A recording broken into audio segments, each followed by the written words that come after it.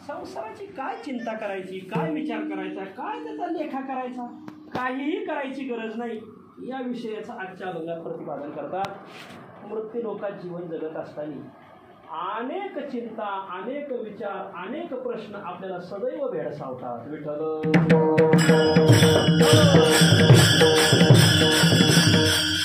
मृत्यू लोकात जीवन जगण्याला मनुष्य आला तर त्याला मृत्यूलोक मानवी जीवन हाच एक यक्ष प्रश्न त्याच्या पुढे असतो। मानवी जीवनाला आला आणि चिंतेत पडलाच नाही, त्याच्या जीवनात कसला विचारच नाही, त्याच्या जीवनात हळहळच नाही, त्याच्या जीवनात तळमळच नाही, हे तुम्हाला कुठेही दिसायचं नाही। असा जर एखादा मनुष्य दिसला तर घेऊन या, 1 रुपया बक्षीस घेऊन जा, पण असा मनुष्य कुठंच दिसायचा नाही। प्रत्येकाला कशाची ना कशाची तळमळ आहे, कशाची ना कशाची हळहळ आहे, चिंता लागलेली आहे, विचार पडलेला आहे, काही ना काही यक्ष प्रश्न त्याच्या जीवनात आहेतच। कोणाकोणाच्या जीवनामध्ये, प्रत्येकाच्या जीवनामध्ये, उदाहरण द्यायचं झालं तर प्रवासी जीवन असेल त्याच्याही जीवनामध्ये त्याला कशाची ना कशाची चिंता असते, गृहस्थ जीवन असेल त्याच्याही जीवनामध्ये त्याला कशाची ना कशाचा विचार पडलेलाच आहे, व्याधीग्रस्त असेल तर त्यालाही त्याच्या जीवनामध्ये कशाचा ना कशाचा विचार पडलेलाच आहे, किंवा मृत्यू पश्चात जीवन असेल तर त्यालाही त्याच्या जीवनात काही ना काही विचार पडलेला आहे।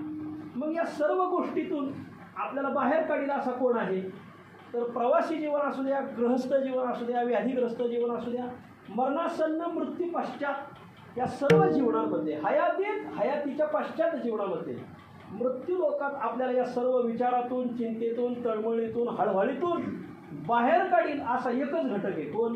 त्याला सखा म्हणतात, त्याला मित्र म्हणतात, त्याला सहचर म्हणतात, त्याला संगती म्हणतात, सोबती म्हणतात। जीवनामध्ये असा एखादा संगती असावा, असा एखादा सोबती असावा, असा एखादा मित्र असावा, असा एखादा सखा असावा, असा एखादा सहचर असावा की ज्याच्या जीवनामुळे आपला प्रवासही सुखी होईल, गृहस्थी जीवनही सुखी होईल, व्याधीग्रस्त जीवनही सुखी होईल, हयातही सुखाने पार पडेल आणि मृत्यू पश्चात जीवनही सुखाने पार पडेल। विठ्ठल सांगा बरं महाराज, मग अशा क्षेत्रामध्ये कोण कोण आपल्या जीवनात सखा असावा तर खरंच चांगला उत्तम सखा, उत्तम मित्र, उत्तम सहचार्य जर आपल्या जीवनात असेल तर आपण या अशा विचारातून, यक्ष प्रश्नातून, चिंतेतून, तळमळीतून, हळहळीतून 101% बाहेर पडणार। उदाहरण देत चला सांगतो, प्रवासी जीवन असेल तर प्रवासी जीवनामध्ये अनेक प्रकारचे आपल्याला विचार पडतात, प्रश्न निर्माण होतात। प्रवास करत असताना आपण एखाद्या गावात गेलो तर जात असतानाच गावची वेश लागते, वेशवर लिहिलेलं असतं समस्त ग्रामस्थ आपले सहर्ष स्वागत करत आहे, येताना सहर्ष स्वागत। आणि ज्यावेळेस आपण त्या गावातून बाहेर पडू त्यावेळेस त्या पाठीवर मागून लिहिलेलं असते, आपला प्रवास सुखकारक हो, पण सुखकारक होत नाही। आपला प्रवास असा सुखकारक होत नाही, प्रवासासारख्या अडचणी नाही हो। 5 माणसं जिवंत असून मेल्यात जमाय त्यातला प्रवासी एक आहे बघा। काय जीवंतोपि मृतं पैच व्यासेन परिकीर्तिता दरिद्रो व्याधितो मूर्ख प्रवासी नित्यसेवक। प्रवासी जीवन हे जिवंत असून मेल्याचे जमाय। प्रवासामध्ये अनंत अडचणी, आपण एखाद्या नवख्या गावी गेलो तिथं कोणी परिचयाचं नसते, कोणी नात्यातलं नसते, कोणी ओळखीचं नसते, मग अनेक अडचणी उभ्या राहतात। अशा वेळी जर आपल्याला एखादा मित्र भेटला, एखादा सखा भेटला, एखादा सहचर भेटला, एखादा जोडीदार भेटला, आहा काय आनंद होतो। जशा एखाद्या कन्येला, सासूरवासी कन्येला फार दिवसांनी तिच्या आईचं दर्शन व्हावं, जसा तिला आनंद होतो तसा अनोळखी प्रदेशामध्ये, प्रवासामध्ये आपण असताना जर आपल्याला एखादा आपला मित्र भेटला तर त्या मित्राला नक्कीच आपला आनंद होतो। विठ्ठल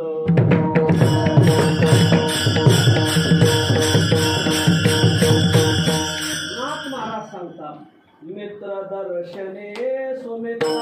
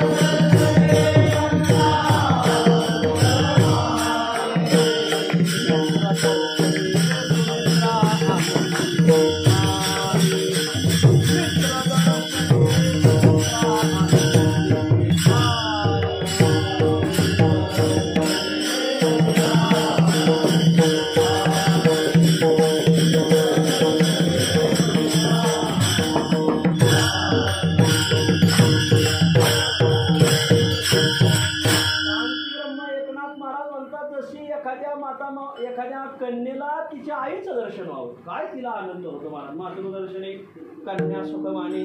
दुसरं उदाहरण देतात, एखादा मित्र असेल आणि त्याला जर आपला एखादा मित्र भेटला तर मित्रदर्शने सुमित्रा आनंदी ठाणे. नाथरायांचं प्रमाणे प्रवासी जीवन जगत असताना आपल्याला एखादा जर ओळखीचा भेटला फार आनंद होतो. ऋषिकेशवरून येत असताना ऋषिकेशवरून याला आलो, काय ते हरिद्वारला आलो. हरिद्वारहून ते काय ते निजामाबाद उद्दीनला काय ते तिथं आलो. निजामुद्दीन काय नाव संथा घ्यावी लागेल. निजामुद्दीनला आलो. तिथून गोवा एक्सप्रेस द्यायली. मला सोडायला एक विद्यार्थी तिथपर्यंत आला होता.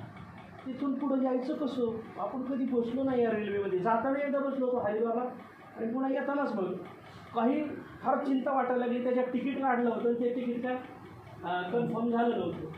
काय करावं गड्या, काय योगायोग असा. नेमकं ते राज ठाकरेचं प्रकरण घडलं.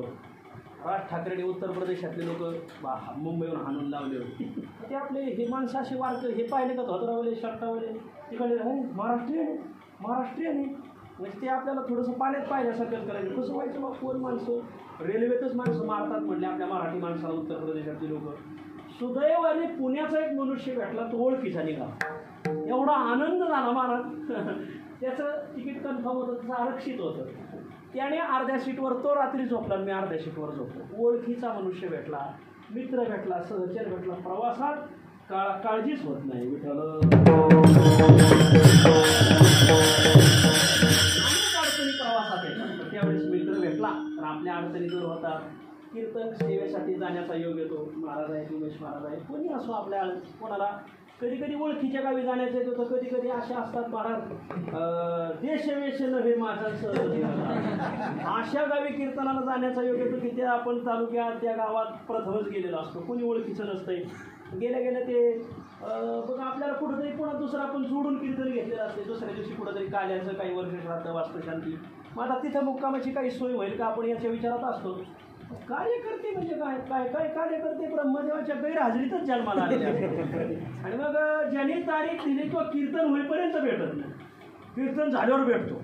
आणि दक्षिणा दिल्यानंतर पुढं पाताळच जातो. पाताळच नव्हे कुठं जातो सापडतच नाही. मग मुक्कामाची अनेक वेळा अडचण होती. कुठं मुक्काम करावं. काही काही मंडळीला जिल्हा परिषदच्या शाळेमध्ये मुक्कामाला नेतात काही लोक, काही काहींना गोठ्यात नेतात. त्याची चूक नाही, आपल्याच पूर्वजांनी काही तिथं प्रताप दाखवलेले त्याच्यामुळे लोकांनी घराबाहेर काढलेलं असतं. तर अशा काही गोष्टी. अशा वेळी काय करावं, अशा वेळी प्रवासात आपण गेलेलो आहोत, अनोळखी गाव आहे. अशा वेळी आपल्याला एक मित्र कोणीतरी असावा, सखा असावा, जो सखा आपल्याला तिथून नक्की त्या विचारातून बाहेर पाडेल. मग काय करावं बरं, तर अशा वेळी प्रवासात आपल्याला मित्र कोण असावा, तर प्रवासाच्या वेळी आपल्याला मित्र असावा ती म्हणजे आपली विद्या. विद्या मित्रम प्रवासेषु. शास्त्रकार सांगतात प्रवासात गेल्यानंतर तुम्हाला दुसरा मित्र नसला तरी चालेल, एक मित्र जवळ ठेवा. कोण, तुम्ही कमवलेलं ज्ञान, तुम्ही कमवलेली विद्या ही तुम्हाला बरोबर कामाला येणार. नवख्या गावात कीर्तनाला गेल्यावर मुक्काम तर करायची गरज आहे, पण ओळखीचं कोणी नाही. अशा वेळी अशी कीर्तन करायचं, अशी चमक दाखवायची, अशी धमक दाखवायची की कीर्तन झालं लोक म्हणले पाहिजे येतं का मुक्कामाला. विद्या मित्र प्रवासेषु असं नेवेळा घडतं मला. कीर्तन ऐकून अनोळखी माणसं ओळखीची होतात आणि आपली व्यवस्था करतात. ती आपल्याला कायमची जोडली जातात. मला काय आपल्या काय ओळखीच नव्हत्या, पण आता ह्या काही गोष्टीने ओळखी वाढायच्या असतात. पण त्याच्यात विद्या दाखवली पाहिजे, कविता नाही दाखवली.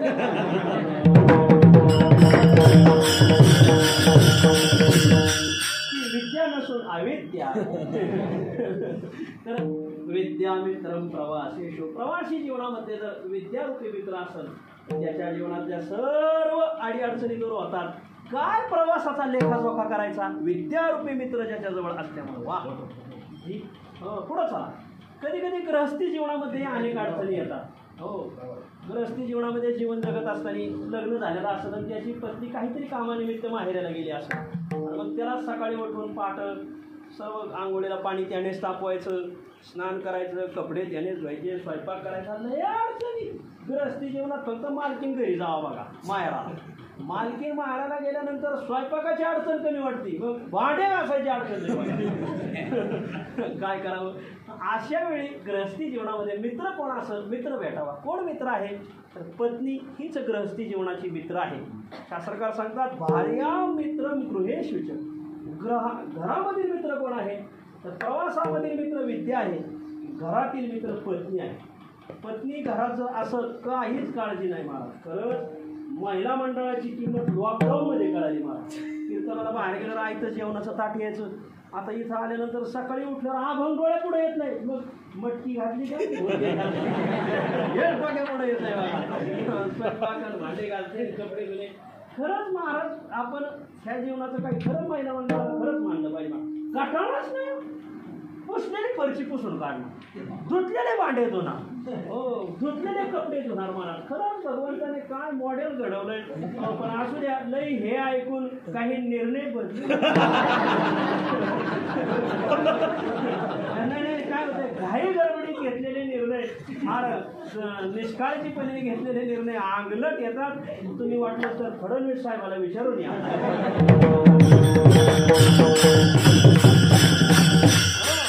पत्नी ही घरातला मित्र आहे. विद्या मित्रम प्रवासेषु भार्या मित्रम गृहेषु. घरामध्ये पत्नी ही आपली मित्र आहे. पत्नी नुसती मित्र नाही, मित्राची भूमिका निभावत नाही. शास्त्राने पत्नी 6 प्रकारच्या भूमिका निभावते जीवनामध्ये. कोणत्या कोणत्या? कधी कधी ती मंत्र्याची भूमिका निभावते, कधी कधी दासीची भूमिका निभावते, कधी कधी आईची भूमिका निभावते, कधी कधी रंभेची भूमिका निभावते, कधी कधी धार्मिकतेची भूमिका निभावते, तर कधी कधी क्षमेची भूमिका निभावते. शास्त्रकार सांगतात कार्येषु मंत्री कर्णेषु दासी भोज्येषु माता शयनेषु रंभा धर्मानुकूला क्षमया धरित्री भार्या च पुण्यवती दुर्लभा. कधी कधी माता माऊली नुसती मित्राचीच भूमिका निभावते असं नाही, कधी कधी माता माऊली मंत्र्याची भूमिका निभावते. आपण जरी मुख्यमंत्री असलो तरी त्या गृहमंत्री असतात. मग गृहमंत्री सल्लाच देणार मला. कार्येषु मंत्री एखादं काम करायचं असेल तर मंत्र्यासारखा अचूक सल्ला देणार. हो महिला मंडळाचे सल्ले घेऊन बऱ्याच माणसाची कामं तडीला गेलेली. आता ते उदाहरण सांगायची गरज नाही, ते श्रोते ऐकायला गृहस्थी पाहिजे होती. बरं कार्येषु मंत्री कर्णेषु दासी.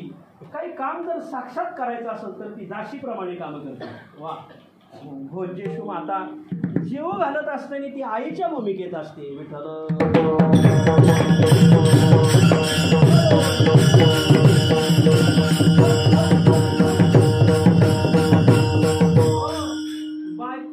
ती आईच्या भूमिकेतून जीव घालते मला. भोज्येषु माता शयनेषु रंभा.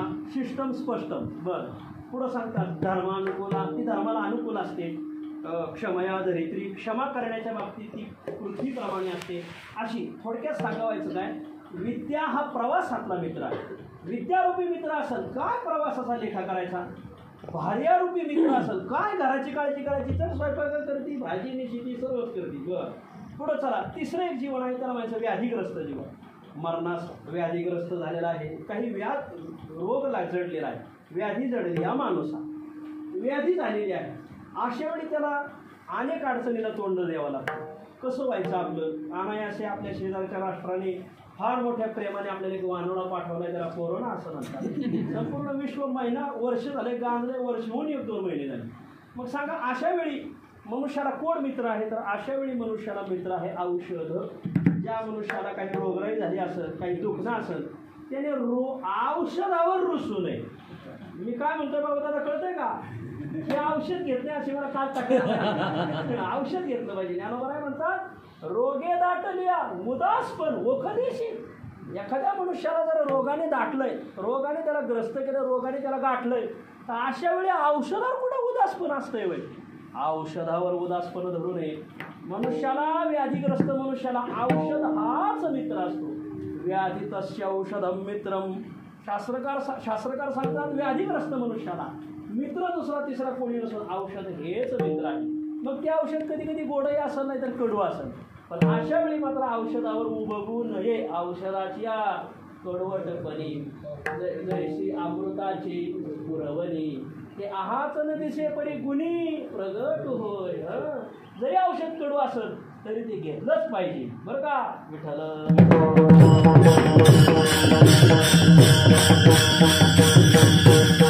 असा कठीण रोग झालेला असतोय पण डॉक्टर असे हुशार असतात, अचूक औषध देतात. बरं असाध्य देखोनी व्याधी अमृतासम दिव्य औषधी वैद्य सुधी सुची निरवधी निर्वाणीची. ज्ञानोबा म्हणतात देखे रोगात ते जिणावे औषध तरी घ्यावे.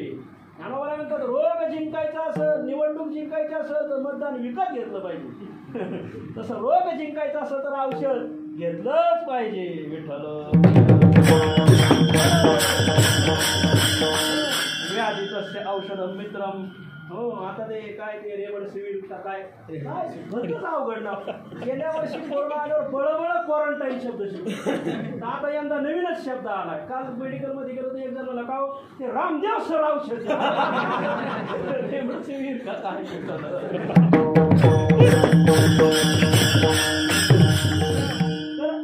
रोग मनुष्याला जर झाला तर त्याला त्याचा मित्र दुसरा तिसरा कोणी नसून औषध हाच मित्र आहे.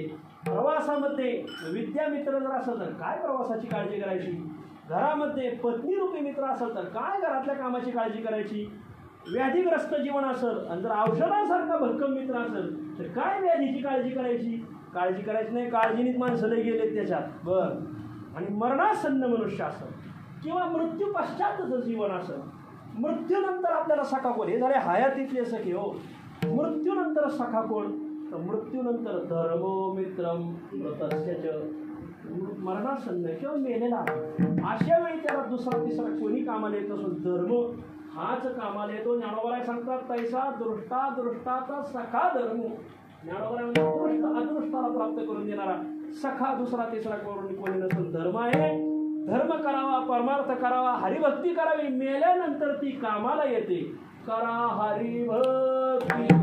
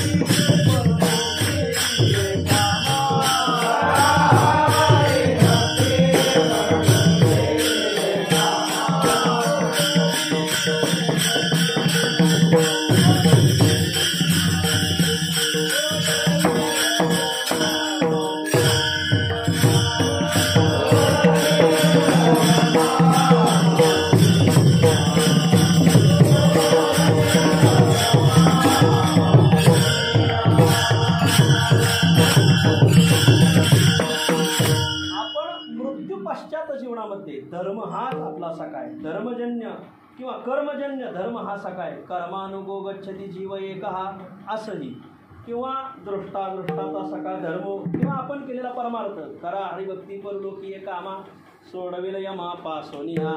हे चार सखे आपण पाहिले. अरे विद्यारूपी सखा असेल प्रवासाचा काय लेखा करायचा, पत्नीरूपी सखा असेल ग्रस्ती जीवनाचा काय लेखा करायचा, औषध रूपी सखा असेल व्याधीग्रस्त जीवनाचा काय लेखा करायचा, आणि धर्मरूपी सखा असेल मृत्यू पश्चातच्या जीवनाचा काय लेखा करायचा. या चार दृष्टांताप्रमाणे विष्णुदास रूपी सखे असतील, हरिदास रूपी सहचर असतील, वैष्णव रूपी मित्र असतील, हे जर सर्व जोडीदार संगती सोबती असतील तर संसाराचा काय लेखाजोखा करायचा.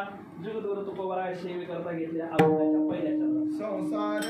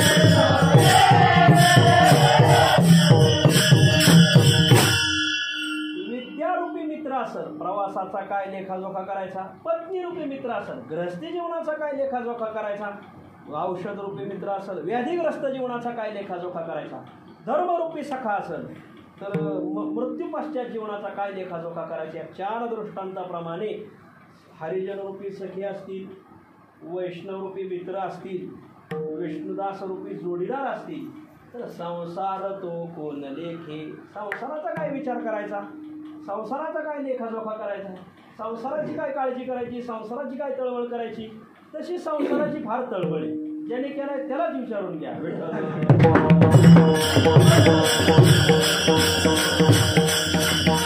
संसार हे असं गणित हे महाराज बरोबर वैद्य बाबा सांगायचं. जसं जाळं पाण्याने भरू शकत नाही, आगीत इंधन टाकल्यानंतर आगीत शांत होऊ शकत नाही, तसा संसार पुरईता अपि न पुरियंते. हे कधीही किती याची घडामोडी करायला जा, हे कधी याची रचना इथून मागही कोणाची जमली नाही आणि आताही जमणार नाही, इथून पुढेही कोणी जमणार नाही. जर कोणी प्रयत्न करत असेल तर तो प्रयत्न त्याचा स्तुतीच म्हणावा लागेल.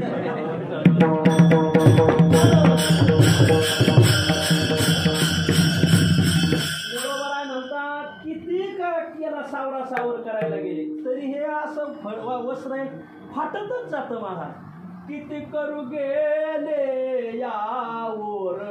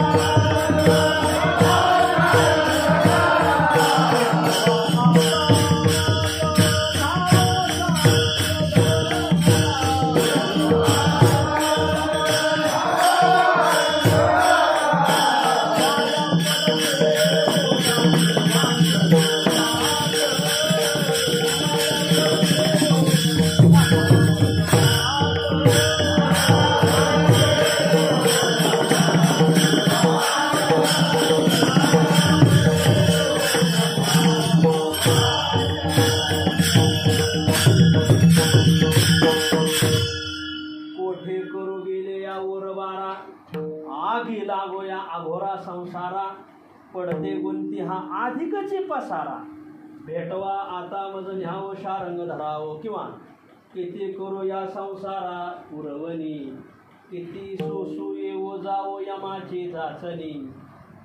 किती गर्भवासी बैसो थार अडचणी असं तैची पासून या विसरले निज सुखा. किती करू या संसारा पुरवणी, किती करायला जा याचे पुरयता अपि न पुरियंती. हे भरता भरत नाही बघा विठ्ठल. बहुत जाचलो संसारी वसे, बहुत जाचलो संसारी वसे गर्दी मातेच्या उदरी. 184 निदारी झालो भिकारी याचे. सगळा अभंग पाण्यासारखा आहे. जिने पराधीनानी का हाती दृढपाशी बहुबांधलो संती. प्रारब्ध क्रियमान सांगाती भोवंडीची सत्ता आपुलिया. न भरे पोट नाही विसावा, नाही नियम एक ठावा गावा. नाही सत्ता न फेयायची देवा लाही देवा. कापरी चटपटी काळ बहुत गेले आयशा रीती. अनेक पुढेही नेनो किती खंडना नाही पुनरावृत्ती. मज कल्पांती तरी आयशे दुःख कोण हरिल माझे. पुन्हा भार घालू आपले ओझे. भवसिंधू तारक नाम तुझे धावशी काळजी आडले आता धाव घाली नारायणा. असा भयंकर संसार. अनेक प्रकारचा या संसारात आलं का अनेक प्रकारचा विचार पडतो. कशा कशाचा? मानापानाचा विचार पडतो, योगक्षेमाचा विचार पडतो, लेण्याचा विचार पडतो, भक्ष्याचा विचार पडतो, पुण्य पापाचा विचार पडतो. आवाज लय पडझट विठ्ठल.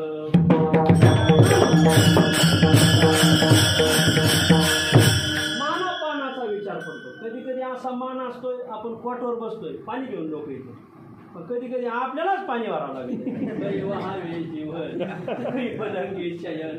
मान अपमान. कधी कधी मानात पाणी भेटत होते, कधी अपमान आहे. ठीक आहे माग माझा नंबर आहे पाणी भेटते ना आपल्याला. आपण महाराज जरी असलो तरी अपमानाला सामोरं जावंच लागतंय बघा. मान अपमानाचा विचार पडतो. बरं पुढं सांगतात कधी कधी खाद्याखाद्याचा क्षुधातृषेचा विचार. संसारात आला का क्षुधातृषा जरी झाला संन्याशी तरी माध्यान्नाची तोंडवाशी. भूक लागणारच त्याला. गुरुजींचं एक उदाहरण सांगतात. मुरलीधर मंदिरात गुरुजींचं प्रवचन संपून पुढं कोमटी मठात गुरुजी जाऊन बसले. तेवढ्यात एक संन्यासी आला. गुरुजी, ज्ञान का म्यान क्या होता है? तलवार सुरक्षित राहण्यासाठी म्यान असावा. मग ज्ञान सुरक्षित राहण्यासाठी म्यान काय? ज्ञान का म्यान क्या होता है? गुरुजी म्हणले, पुरी एक भाकरण पिठलं घेऊन येऊ आणि त्याच्या हातावर ठेवलं. ज्ञान का म्यान ये होता. बरोबर आहे गुरुजी. कारण जरी झाला संन्यासी तरी माथ्यांनाशी तोंडवाशी. किती मोठा ज्ञानी झाला तर त्याला भूक नाही लागणार का? क्षुधातृषेचा विचार आहेच, क्षुधातृषेची काळजी आहेच, क्षुधातृषेचा लेखाजोखा संसारात आहेच. हो, असतोच. हो, काही कोरड्या भाकरी, काही भोज्य नानापरी. लॉकडाऊनच्या अगोदर काही भोज्य नानापरी, लॉकडाऊनमध्ये काही कोरड्या क्षुधातृषेचा विचार.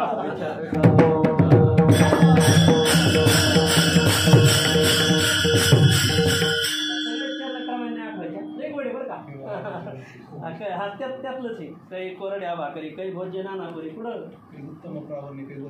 हेच आहे का? बरं, चालतंय. मागं पुढं होईल. इटा आता पुढं टाकले तरी बांधकामच करायचं आपल्याला. कधी कधी लेण्या अलेण्याचा विचार. अहो, असा काळ आम्ही काही भोगला की कपडेच नसायचे घालायला. गोविंद बाबा केंद्रे म्हणजे कपडे जर फाटले तर ज्ञानोबरायच्या हारातला दोरा काढायचा आणि त्याने कपडे शिवायचे. काही वसने ती चिरणे. कधी कधी फाटके कपडे तर कधी कधी दररोज नवीन ड्रेस. काही उत्तम प्रावरणे. काय कपडे नुसते पांढरेच नाही, निळे, जांभळे, पिवळे, हिरे, जेरी म्हणायचंच नाही, जे विमत म्हणायचं. काही उत्तम प्रावरणे.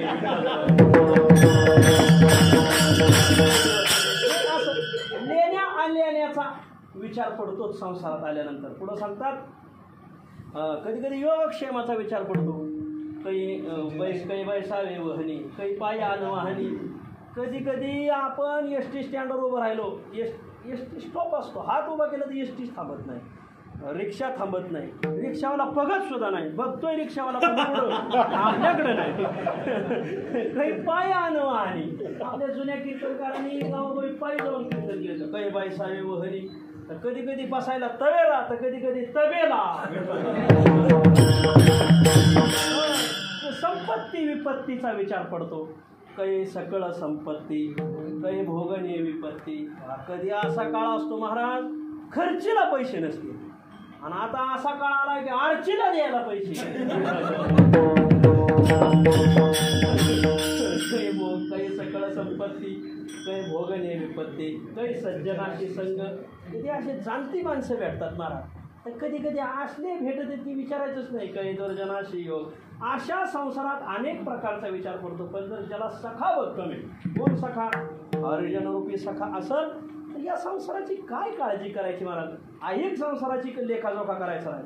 पारत्रिक संसाराचा काय लेखाजोखा करायचा? ऐहिक संसाराविषयी नाराचाची अंथरणे, पुयपंकी लोळणे, तैसे लेखी भोगणे ऐहिकीचे किंवा स्वर्गात ऐसे ऐकवणी मानी ऐसे की पुहिले पिढी तुझे श्वानाचे गा किंवा पार्था नवल ऐके परी. बरोबर आहे का? काय मागं पुढं होईल बघा. आता स्वर्ग सुख सर्व जेथे स्वर्ग सुख लेखने नाही. त्यानंतर तिथं स्वर्ग सुखाचाच लेखा करायची गरज नाही. तिथं रिद्धिसिद्धी प्राकृत असल्या त्याला कोण विचारायला मोकळे? त्याला माहिती संसार तो कोण लेखी विठ्ठल.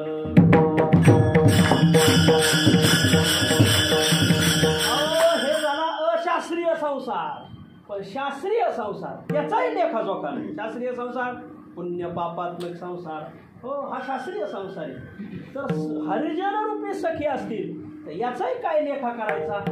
अंजन ते गुरु कृपा